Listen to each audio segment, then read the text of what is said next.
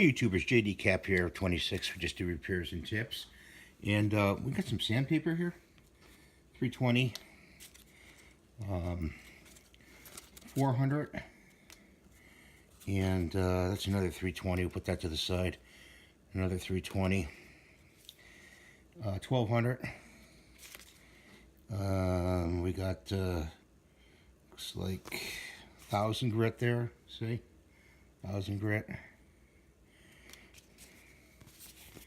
And 1,500, and we got 800.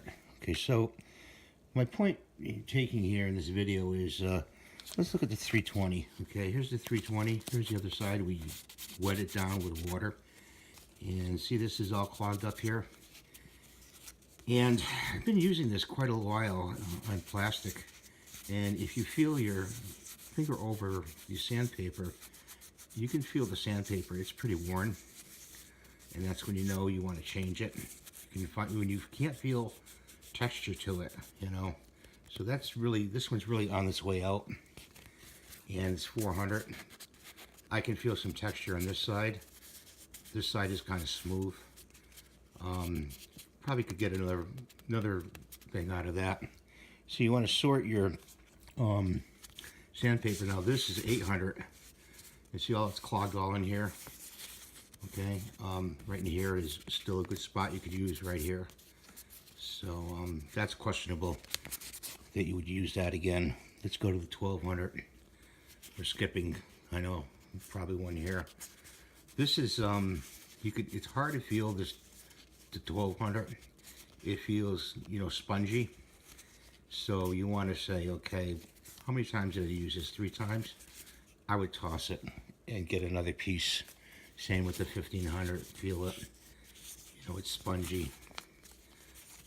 You want to use, you know, another piece for that. And here's 1,000 grit. 1,000 grit, you can feel it, it's spongy. It's hard to tell on these finer ones if they're filled up, but you can see right there, the sandpaper grit is filled up a little bit. So you can try it, but it's questionable. So when you wet sand something, you want to use for each sanding process on plastic or on metal, you want to use water for that grit. You don't want to go from 1,500 or 1,000 to 1,500 with the same water. You want to use a different water because the grit could get into the water and get onto that grit, okay, and goof your sanding up. So when you do that, make sure you have water for each piece of sandpaper. I hope this helped you in knowing what sandpaper to use and when it's worn out.